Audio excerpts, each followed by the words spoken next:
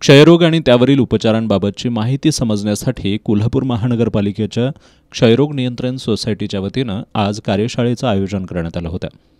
यावेळी बोलताना महापालिकेचे आरोग्य अधिकारी डॉक्टर प्रकाश पावरा यांनी टीबी आजाराबद्दलची माहिती दिली. योग्य पौष्टिक आहार, व्यायाम, योगासनं करण्याबरोबरच वेळेत औषधोपचार घेतले तर क्षयरोगावर निश्चितपणे मात करता येते असं त्यांनी सांगितलं. क्षयरोग झालेले रुग्ण शोधून त्यांच्यावर वेळीच उपचार करणं गरजेचं असल्याचं डॉक्टर अमोल माने यांनी सांगितलं.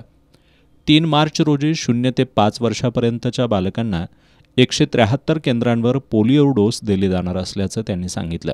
डॉक्टर इम्रान जमादार यांनी क्षयरोगाबद्दलची सविस्तर माहिती दिली.